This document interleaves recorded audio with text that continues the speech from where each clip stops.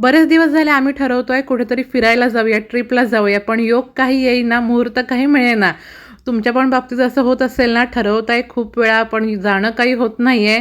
पण ह्या महिन्यात आमचं जाणं झालंच आणि आम्ही गेलो होतो ट्रिपला. आम्ही गेलो होतो हम्पीला. आम्हाला ऐतिहासिक ठिकाणं पाहायला, अनुभवायला आवडतात म्हणून आम्ही आमच्या पहिल्या ट्रिपचं ठिकाण हम्पी ठरवलं. बघितलात ना किती सुंदर सनसेट दिसतोय तो. तुम्ही कधी हम्पीला आलात ना तर ह्या प्लेसला नक्की व्हिजिट करा. एक स्कल्पचर में 5 डायमेंशंस है, 5D फाइन वन शिल्पकला चातुर्य बोलते हैं सर. तुम्ही कधी असं मंदिर पाहिलात का की ज्याचे खांब पण गातात, ज्याच्या खांबांमधनं सुरांचा आवाज येतो? आज मी तुम्हाला ते ठिकाण दाखवणार आहे.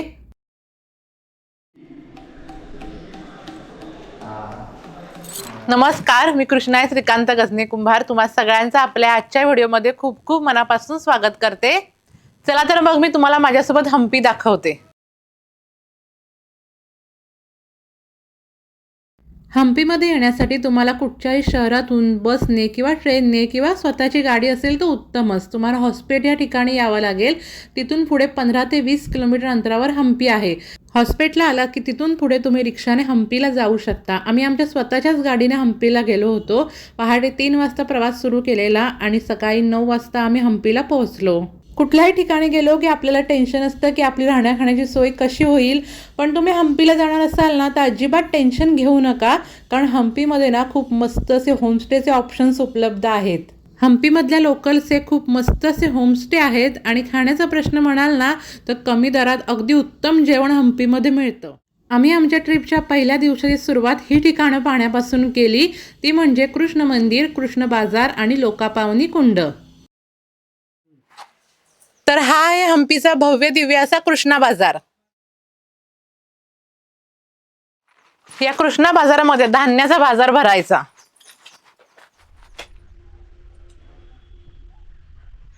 तुम्ही इथे आलात ना तर या बाजारामध्ये तुम्हाला मोठमोठे असे दगडाचे पिलर्स आणि छत दिसतील.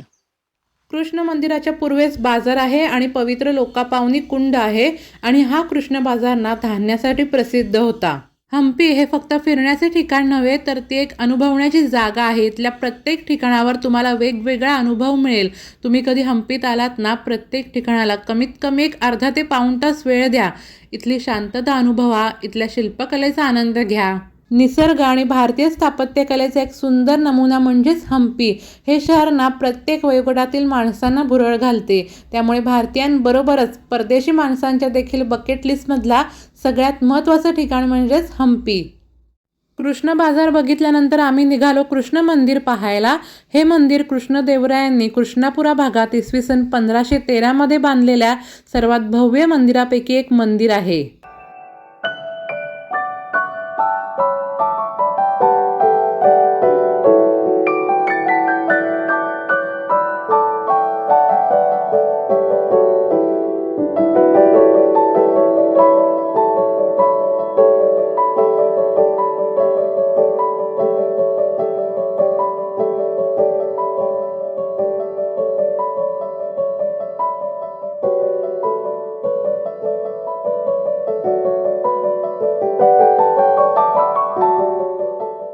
इथल्या प्रत्येक भिंतीवरती, प्रत्येक खांबावरती तुम्हाला कोरीव काम केलेलं पाहायला मिळेल.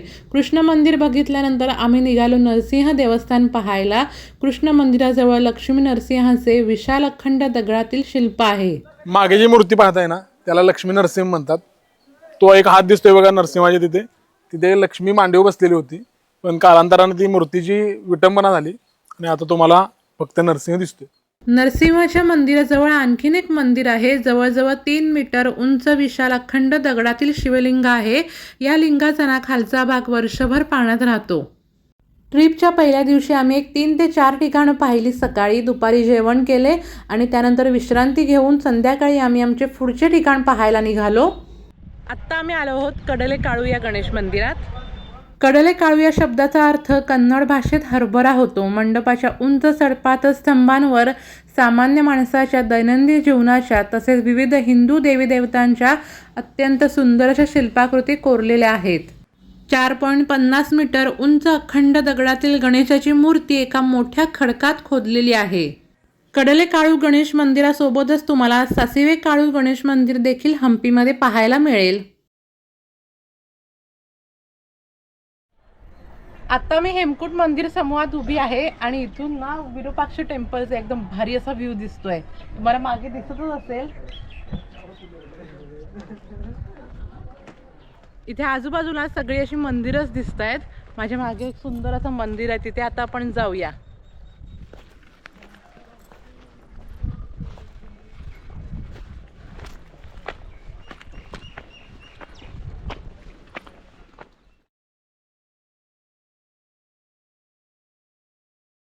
हेमकूट टेकडीवर विविध आकार आणि स्वरूपाची 30 मंदिरे बांधलेली आहेत, ज्यांची निर्मिती इसवी 9 ते 16व्या शतकात झाल्याचे समजते.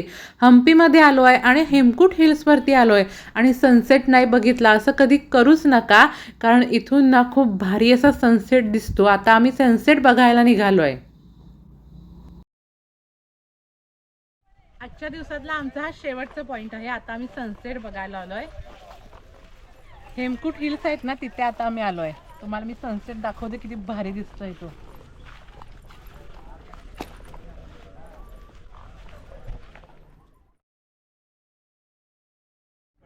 बघितलात ना किती सुंदर सनसेट दिसतोय तो. तुम्ही कधी हम्पीला आलात ना तर ह्या प्लेसला नक्की व्हिजिट करा.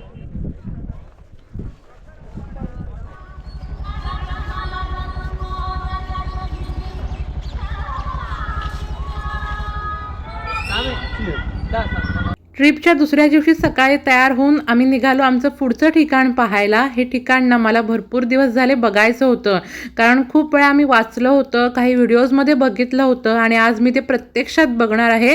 त्यामुळे मला खूप एक्साइटमेंट होती.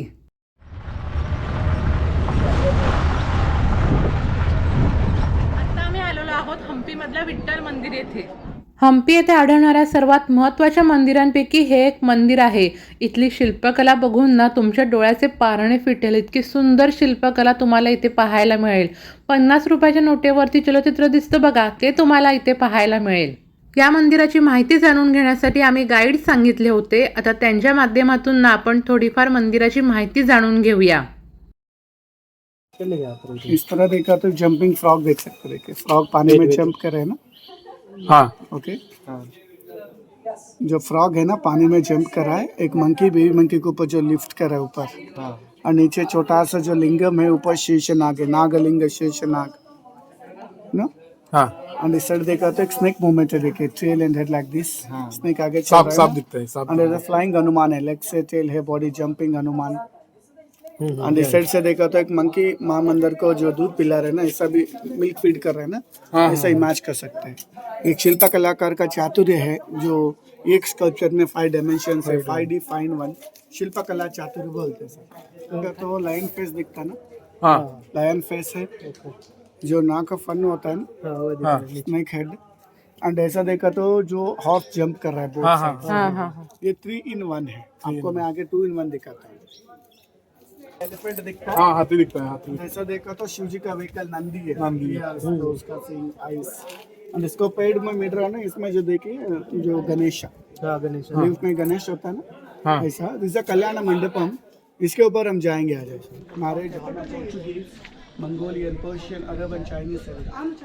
या विठ्ठल मंदिराला तुम्ही जास्तीचा वेळ काढूनच भेट द्या, कारण गडबडीच्या वेळेत भेट देण्यासारखे हे मंदिर नाही. कारण इथल्या प्रत्येक भिंतींवरती, प्रत्येक खांबावरती, प्रत्येक चौकटीवरती तुम्हाला वेगवेगळ्या शिल्पकला पाहायला मिळतील. आणि इतक्या सुंदर अशा शिल्पकला आहेत ना, आणि त्या विचार करण्यास भाग पाडतात. आम्ही ना एक 3 ते 4 तास या मंदिरात होतो. इतकं सुंदर हे मंदिर आहे. मुख्य मंदिराखेरीज अंगणातील मंदिराच्या समोर देवीचे मंदिर, कल्याण मंडप, उत्सव मंडप, 100 स्तंभाचा मंडप आणि प्रसिद्ध दगडरथ गरुड देवस्थान आहे. तुम्ही कधी असं मंदिर पाहिलात का की ज्याचे खांब पण गातात, ज्याच्या खांबांमधनं सुरांचा आवाज येतो? आज मी तुम्हाला ते ठिकाण दाखवणार आहे.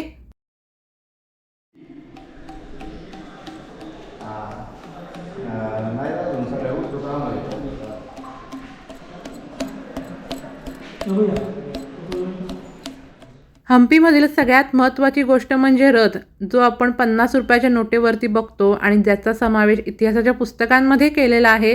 तो रथ तुम्हाला आपल्या हम्पी सिरीजमधल्या पुढच्या व्हिडिओमध्ये पाहायला मिळेल. त्यानंतर आम्ही गेलो राणीचे स्थानगृह आणि महानवमी दिब्बा पाहायला. आता आम्ही जिथे आलोय ना, ते एक मोठं स्थानगृह आहे, तुम्हाला दाखवते.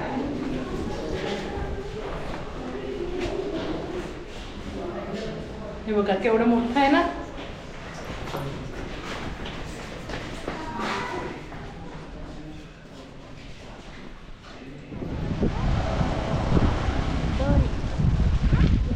माझ्या मागे जे बघताय ना ते दरवाजे आहेत आणि एका अखंड दगडात हे दरवाजे बनवलेले आहेत.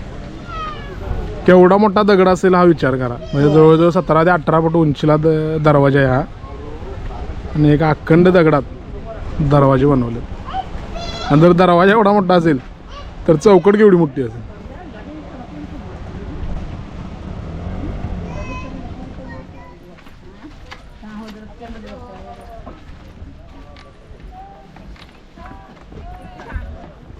या रचनेच्या चारही बाजूंनी प्राणी, शाही पोर्ट्रेट, परदेशी पर्यटक, शिकार करण्याचे दृश्य आणि वन्यजीव, कसरतपटू इत्यादी दर्शवणारी प्रमुख उठावकामाची शिल्पे आहेत. यापैकी बहुतेक शिल्पांमध्ये राजधानी विजयनगर पट्टण तसेच साम्राज्य यांचे दैनंदिन जीवन चित्रित केलेले आहे. आता मी जिथे उभी आहे तिथे दसऱ्याचा मोठ्या प्रमाणात उत्सव साजरा व्हायचा. हे बघितलं ना तुम्ही की तुम्हाला बाहुबली पिक्चर मधलाच सीन आठवतो. हम्पी सिरीजमधला आजचा हा पहिला व्हिडिओ तुम्हाला कसा वाटला हे आम्हाला नक्की कमेंट करून कळवा. यासोबत येणाऱ्या पुढच्या व्हिडिओमध्ये तुम्हाला हम्पीमधील बरीचशी ठिकाणं पाहायला मिळणार आहेत. त्यासोबत हम्पीमध्ये आम्ही काय काय खरेदी केली, काय खाल्ले हे देखील आम्ही तुम्हाला पुढच्या व्हिडिओमध्ये नक्कीच सांगू.